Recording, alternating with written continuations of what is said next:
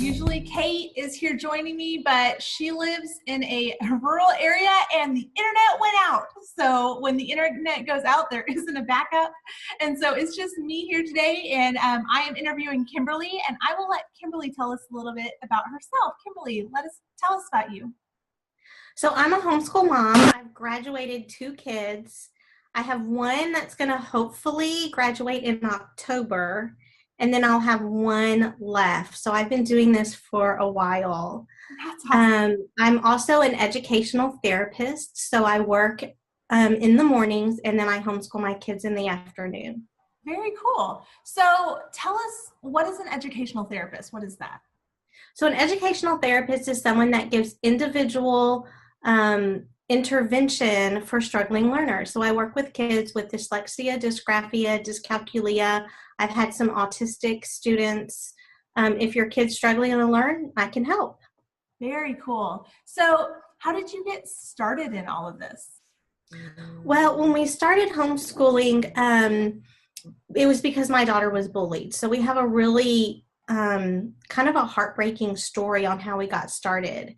And then once I pulled her from school in first grade, I realized that something wasn't right. I'm a certified teacher and I knew the warning signs, but I didn't really know about learning disabilities. So I started searching, and that led me to realize that there wasn't really anything out there for homeschool families. And I had a dyslexia therapist in my home basically tell me that it was her teacher's fault, which was me, about her struggle. And I was just like, we cannot do this to homeschool families. That's not okay. So she offhandedly said, well, just go get trained if you're a certified teacher. And I said, bingo. And I did. And that was about 5 or 6 years ago. And now I'm a professionally certified educational therapist. I'm a certified dyslexia therapist, and I own my own learning center, and I've hired homeschool moms to teach using different trainings that I do. That's so awesome. So how long have you been doing this? I think 6 years, maybe 7. Wow, anywhere from 5 to 7 years. I can't remember. It's just, I probably started 6 years ago. Very cool. Very cool. So what does a typical day look like for you and or maybe homeschool moms that work with you? Like, what does that day kind of look like? Well, because I work quite a bit, I have a full load for what I'm willing to do. I start in the morning at 6. I start my Bible reading and just kind of getting my day together. And then I have a prep time for an hour, and I start with students at 8 o'clock, and then I go until 1 or 2, and then I have to have downtime after that because my brain's usually fried, and then I pick up with my own kids and do work with them probably until time to cook dinner. Awesome. Very cool. So like, what is it when you're working with a student, or what does that look like? Is it video? Is it typing? Is it just reviewing their stuff? What does that look like for you? Well, actually, this year I moved to all online. I do have one student that comes to my house, and I have an office set up just for that, but it's all online. So we do like a video conferencing, just like this. And I have extra cameras so they can see like my workstation, and they have extra cameras. So we have face cameras, and then we have a separate workstation. And then we use other apps or Google Drives to send homework back and forth. Smart. So it's online. That's very cool. So how many hours do you typically work in a week? I haven't added it up, but it's from 8 until 1, Monday through Thursday. Oh, okay. And then Friday's my overflow day, and I also test. So I take testing students on Fridays. Wow. Okay. So you definitely, it's not full time, but you work a pretty substantial amount. Or you stay busy. Yes. Awesome. Very cool. So what kind of training was required for you to do this? And then what kind of training would be required for a regular homeschool mom to do something similar? Well, you have to have a college degree. And then I went through the National Institute of Learning Development. And so they have different courses that you take. So I did the full program, which took me 4 years, just going in the summer for courses. You can turn it into a master's program where you're going to school through the year as well. And then you have a master's degree at the end. So that's what it was. It is pretty cost intensive. Mm-hmm. Each summer course runs about $2,000. So it is an investment, and then you have the materials that you buy. I spend a lot of money, and then every year there's licensing fees. There's the online platform has a fee. Anytime I have initials after my name, I pay for those every year. So it's great, but it's also there's a lot of cost involved, but it does provide a nice income as well. Awesome. So that's definitely something that it was an investment, but a worthy investment you consider for your family. Very easy to make back the initial cost. Awesome. That's good to know. Good. And so then I know that you also have homeschool moms that work with you. Is that the same kind of requirements for them as well? If they want the full educational therapy, I mentor them going through the program. I don't pay for it, but I do help them out. They have access to my materials. If they can't afford the materials, they can borrow mine. We can work out a system. But to teach for me, I just look for very specific qualities on how you can relate to a struggling learner.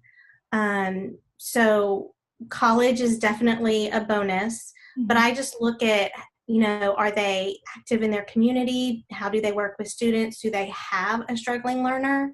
And how is that going? So the qualifications for that are a little bit different. Awesome. So definitely passion and understanding and those kinds of things are very important in your industry. Yes. And if they understand my methodology is important as well. So you do have a specific methodology that you use. Yes, we do a discovery learning approach. So it's not where I sit and tell you information.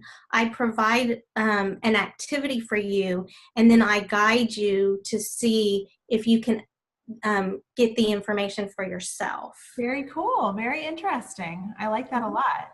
Okay, so if someone wanted, so you kind of already explained this, and if someone wanted to get started, they could either find someone to mentor under like you or get started on their own, kind of getting their certifications. Is that correct? Awesome. Yes. Just want to make sure I check all my boxes on our end. So then if someone did want to start in this, how would they market themselves or find students? I know you got started in a unique way. Do you have any insight into that? Well, joining professional organizations is good because they'll list you on their website, and that's how I got my first few clients. But in the homeschool community, just putting yourself out there, I have a blog and a web page, and Facebook is actually huge on finding clients. So just people are out there desperately needing what I do. So it's just saying, hey, I'm available. This is what I do. And now I'm helping other people. I'm mentoring 2 other women that are not going to work with me. They're not going to be part of my learning center, but they've contacted me, so I'm mentoring them. And one of them I've already helped get clients for because I'm full. So I want people who come to me to have a place to go. Very awesome. Well, I as a homeschool mom, I have definitely seen a huge need on our end for services like yours. And so I do think that if there's a mom watching this who has qualifications like this, starting something or working with someone else is a huge opportunity for you. I'm so passionate about it. I've talked to several people and said, you would be great at this, give it a try.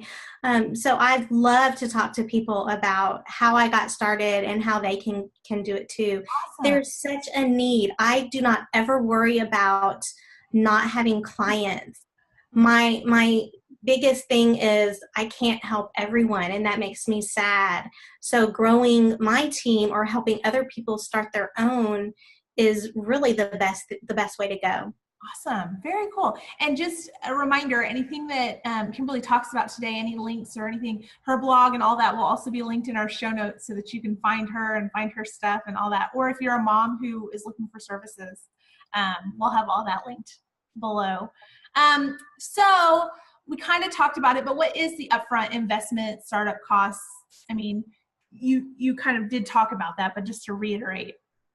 Yeah, definitely. It starts about 2000 and then materials and then traveling expenses. So it's 4 weeks of online classes and then 1 week of residency where you have to go to where the teacher is. I was fortunate because they have it in my town, but the drive was probably almost an hour each way.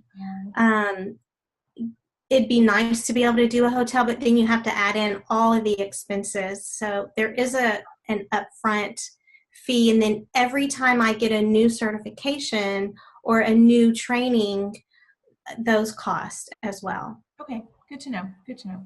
Awesome. And so then to get a little personal, and feel free to answer this as vaguely as you want, we're kind of just asking, do you typically make over $500, over $1,000 a month? What do you feel like the income, or what is the income potential for a position like this? If a mom was thinking about doing this seriously, what are they looking at in terms of income potential? Well, the going rate for what I do is $1 a minute or more. So do the math. Yep. So then say however many minutes a week they feel like working. However, because I work with homeschool families exclusively, that's usually a one income family unless a mom's doing what we're talking about now. And that is a growing population. However, because of that, my costs are under the going rate. I see. So I charge less than that. And then the money that I make is our fund money, our vacation money, and our homeschool money. So I don't feel as much pressure to live up to making a certain amount because it's not our main source of income. So all that to say, if you need some side money, there's definitely the potential. Or if you needed a full income, there's that potential based on the going rates. Yes, if I had to use this as my full-time income, I would just add a few more students and I would be there in no time. Okay, good to know. Awesome. Thank you so much. And then what do you think is the hardest part of your job?